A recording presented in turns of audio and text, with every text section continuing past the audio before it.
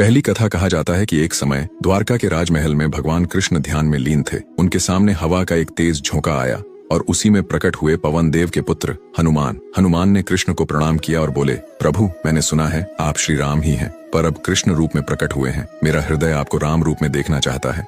कृष्ण मुस्कुराए। उन्होंने अपनी बांसुरी को होंठों से लगाया और जैसे ही एक मधुर स्वर निकला, हनुमान की आंखों के सामने श्री राम का रूप प्रकट हो गया। सीता, लक्ष्मण और अयोध्या का दृश्य सब मानो जीवित हो उठे। हनुमान की आंखों से आंसू बह निकले। वे दंडवत होकर बोले, प्रभु, रूप बदल जाए, युग बदल जाए, लेकिन मैं तो बस आपका दास ही रहूंगा। कृष्ण ने आगे बढ़कर उन्हें गले लगाया और कहा, और मैं युग युग तक तुम्हारे प्रेम का ऋणी रहूंगा। दूसरी कथा महाभारत के युद्ध के बाद अर्जुन के मन में यह भावना आ गई कि वे कृष्ण के सबसे बड़े भक्त हैं। उन्होंने युद्ध में कृष्ण को सारथी के रूप में पाया, उनसे ज्ञान प्राप्त किया और सोचा कि शायद कोई उनकी भक्ति से बढ़कर नहीं हो सकता। लेकिन भगवान भली भांति जानते थे कि सच्ची भक्ति सिर्फ पूजा या संगति में नहीं, बल्कि निस्वार्थ त्याग और प्रेम में होती है। कृष्ण ने अर्जुन का यह अहंकार तोड़ने के लिए उन्हें एक और भक्त से मिलाने का विचार किया, राजा मोरध्वज भक्ति में इतने गहरे थे कि उनके जीवन का हर क्षण कृष्ण के नाम और सेवा में बीतता था। कृष्ण ने ब्रह्म रूप एक साधु का वेश धारण किया और राजा मोरध्वज के दरबार में पहुंचे। उनके साथ अर्जुन भी थे, लेकिन अर्जुन को पता नहीं था कि यह लीला सिर्फ उनकी सीख के लिए है। परीक्षा का क्षण साधु रूपी कृष्ण ने राजा से कहा, राजन, मेरा शेर बहुत भूखा है, उसे केवल मनुष्य का मांस चाहिए।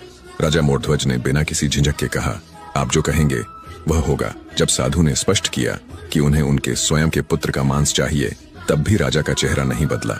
वे अपने पुत्र को लेकर आए और बोले, यदि मेरे पुत्र का बलिदान आपको प्रसन्न कर सकता है तो यह मेरे लिए सौभाग्य की बात है। उनका पुत्र भी पिता की भक्ति और भगवान के प्रति समर्पण में पूरी तरह तैयार था। जैसे ही राजा अपने पुत्र को बलिदान देने को आगे बढ़े, साधु के वेश में खड़े कृष्ण ने अपना असली रूप प्रकट किया, पीतांबर, मोर मुकुट और उनके मुख पर मधुर मुस्कान। कृष्ण ने कहा, राजन, तुम्हारी भक्ति की गहराई देख ली, मैं तुम्हारे पुत्र को कभी कष्ट नहीं होने दूंगा। उन्होंने अपने वृद्ध हाथ से पुत्र को सकुशल जीवित खड़ा कर दिया।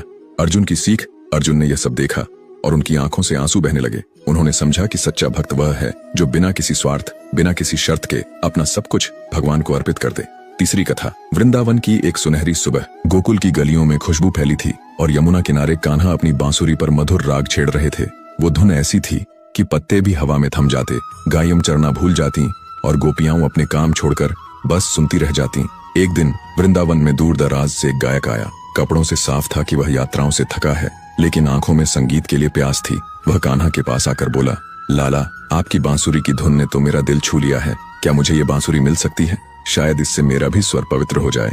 कृष्ण मुस्कुराए, उनकी मुस्कान में जैसे रहस्य छुपा हो। ले जाओ, अगर ये तुम्हारी है तो तुम्हारे पास रहेगी। गायक हैरान हुआ, लेकिन खुशी से बांसुरी लेकर चला गया। कृष्ण अगले दिन यमुना किनारे बैठे थे, लेकिन उनके होठों पर बांसुरी नहीं थी। गोपियां पूछने लगीं, लाला, आज राग क्यों नहीं सुनाते? कृष्ण बस मुस्कुरा देते, पर आंखों में हल्की सी खालीपन थी। दूसरी ओर वह गायक कई गांवों में बांसुरी बजाने की कोशिश कर रहा था, लेकिन उससे कोई स्वर नहीं निकल रहा था। जितना वह कोशिश करता, उतना ही सुर बेसुरा हो जाता। रात को उसे सपनों में वही धुन सुनाई देती, लेकिन धुन हमेशा कान्हा के होठों से निकलती, उसके हाथों से नहीं। एक रात गायक गहरी नींद में था। उसकी मुट्ठी में बांसुरी कसकर पकड़ी हुई थी। अचानक बांसुरी हल्की हल्की कांपने लगी, जैसे उसमें कोई जीवन हो। धीरे धीरे वह उसके हाथ से फिसलकर हवा में तैरने लगी और बिना किसी हाथ के यमुना किनारे की ओर उड़ चली। गायक घबराकर उसके पीछे दौड़ा। सुबह की पहली किरणों के बीच उसने देखा कृष्ण वहीं उसी स्थान पर बैठे हैं और बांसुरी उनके होठों पर है। वही मधुर धुन, वही मुस्कान और आसपास गायें, मोर और गोपियां मंत्रमुग्ध। गायक ने हाथ जोड़कर कहा, कान्हा, ये बांसुरी मेरे पास क्यों नहीं रही? कृष्ण ने धीरे से कहा, क्योंकि ये मेरी है। जो मेरा होता है वो चाहे जहाँ जाए, अंत में मेरे पास लौट आता है। इस संसार में हम चाहे कितना भी दूर चले जाएं, अगर हम सच में भगवान के हैं तो एक दिन हर हाल में हम उन्हीं के पास लौट आते हैं। चौथी कथा। गोकुल के एक छोटे से घर के आंगन में यशोदा माँ लकड़ी के मथाने से दही मथ रही थी। बगल में माखन से भरा मटका रखा था, जिसकी सफेदी मोतियों जैसी चमक रही थी। लेकिन यशोदा को पता नहीं था कि उनकी नजरों से ओझल घर की छत पर एक नन्हा सा नटखट बैठा है, नीलवर्ण पीतांबर पहने, सिर पर मोरपंख और होठों पर शरारती मुस्कान। हमारा कान्हा। धीरे धीरे बिना आवाज किए कृष्ण रस्सियों का सहारा लेकर नीचे उतरते हैं। एक हाथ से माखन उठाते हैं, दूसरे हाथ से मटका झुलाते हुए खाते हैं। उनकी आंखों में वो चमक थी जैसे कोई योद्धा युद्ध जीत गया था। जैसे ही यशोदा माँ पीछे मुड़ती हैं, उन्हें माखन से सना नन्हा चेहरा दिखता है। अरे अरे माखन चोर, फिर पकड़ा गया तू। यशोदा गुस्से में भी मुस्कुरा रही थी। कृष्ण हंसते हुए भागते हैं, यशोदा उनके पीछे। गलियों में धूल उड़ रही थी, गायें और बछड़े इधर उधर हो रहे थे। बच्चे हंसते हुए माँ यशोदा जल्दी पकड़ो चिल्ला रहे थे। भागते भागते कृष्ण एक पुराने पीपल के पेड़ के नीचे जाकर रुकते हैं। वहाँ एक वृद्ध साधु बैठे थे, सफेद दाढ़ी, कांपते हाथ, आंखों में गहरी शांति। वो वर्षों से तपस्या कर रहे थे, लेकिन इस दृश्य को देखकर उनके होठों पर मुस्कान आ गई। साधु बोले, अरे लाला, तू तो सब जानने वाला है, सब देने वाला है, फिर क्यों करता है ये छोटी सी चोरी। कृष्ण ने शरारती अंदाज में माखन का गोला हाथ में लिया, एक कौर साधु को दिया और हंसते हुए बोले, बाबा मैं तो जगत को सब कुछ देता हूँ, लेकिन कभी कभी मैं चोरी इसलिए करता हूँ ताकि देख सकूं किसके दिल में मेरे लिए सच्चा प्रेम है। साधु की आंखों में आंसू भर आए। उन्होंने कांपते हाथों से माखन लिया और बोले, तो लाला ये चोरी नहीं, ये तो मेरे दिल की परीक्षा थी। कृष्ण मुस्कुराए, उनका चेहरा जैसे स्वयं सूरज की तरह चमक रहा था। हाँ बाबा, भगवान वस्तु नहीं चुराते, वो तो प्रेम चुराते हैं। मूल संदेश, भगवान हमसे वस्तु नहीं प्रेम चुराते हैं। पांचवी कथा। कन्हैया अपने बचपन की मस्ती में गायें चराते हुए निकल पड़े। उनके साथ बलराम और कुछ ग्वाल बाल भी थे। कृष्ण ने बांसुरी को अपने कंधे पर टांग रखा था और उनके मुख पर एक मासूम निश्चल मुस्कान खेल रही थी। गायें चराते चराते कृष्ण ने देखा कि एक कोने में एक वृद्ध गाय अकेली खड़ी है। उसकी आंखों में आंसू थे और वह अत्यंत कमजोर दिखाई दे रही थी। कृष्ण ने स्नेहपूर्वक उसके गले में हाथ डाला और कोमल स्वर में पूछा, माँ तुम इतनी उदास क्यों हो। गाय ने करुणा भरे स्वर में उत्तर दिया, गोपाल अब मेरी आयु हो चली है, न मैं तेज दौड़ सकती हूँ, न अधिक दूध दे सकती हूँ। लोग मुझे व्यर्थ समझने लगे हैं, पर तुम हर प्राणी को एक सा प्रेम देते हो। तुमने कभी मेरी कमजोरी का उपहास नहीं उड़ाया। कृष्ण मुस्कुराए और बोले, माँ तुम मेरी माता के समान हो, तुम्हारा हृदय पवित्र है, इसलिए तुम मेरे लिए सदा प्रिय रहोगी। वृद्ध गाय की आंखों में कृतज्ञता के आंसू छलक उठे। उसने कृष्ण को अपने पास बुलाया और अपनी कोमल जिह्वा से उनके मस्तक को प्रेम पूर्वक स्पर्श किया। उसी क्षण एक दिव्य तेज प्रकट हुआ। गाय ने आशीर्वाद दिया, हे गोपाल, मेरा वरदान है कि तुम्हारा बचपन सदा सुंदर, चंचल और प्रेममय रहे। जो भी तुम्हें देखे वह तुम्हारे रूप और लीलाओं में मोहित हो जाए। कृष्ण ने हंसकर प्रणाम किया और तभी से उनका गोपाल सुंदर स्वरूप लोक कथाओं में अमर हो गया। एक ऐसा रूप जो सदैव बचपने, मासूमियत और मस्ती से भरा हुआ है।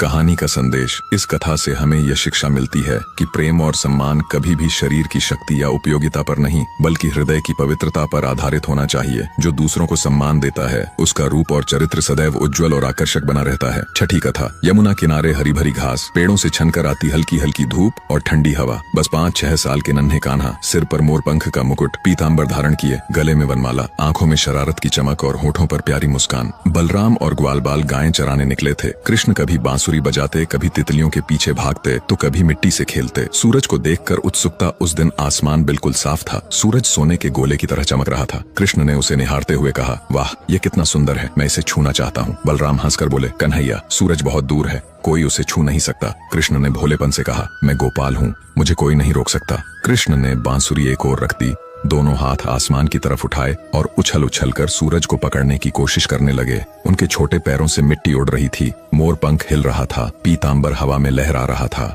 गांव के लोग दूर से यह नजारा देखकर मुस्कुरा रहे थे। कृष्ण की मासूम कोशिश देखकर सूर्यदेव प्रसन्न हो गए। वे स्वर्णिम प्रकाश के रूप में आकाश से उतरे और कृष्ण के सामने प्रकट हुए। सूर्यदेव बोले, हे वत्स, तुम्हारी मासूमियत और उत्साह ने मुझे यहाँ खींच लिया। मैं तुम्हें आशीर्वाद देता हूँ कि तुम्हारा तेज सदैव सूर्य के समान लोगों के हृदय में चमकेगा। कृष्ण मुस्कुराए, हाथ जोड़कर बोले, धन्यवाद सूर्यदेव, लेकिन क्या आप मेरी बांसुरी सुनेंगे। और फिर उन्होंने बांसुरी बजानी शुरू की, जिसके सुरों में मानो रोशनी भी नृत्य करने लगी। उस दिन के बाद लोग कहते थे, कृष्ण का रूप सूर्य की किरणों जैसा तेजस्वी है, लेकिन उनका हृदय चांदनी जैसा कोमल।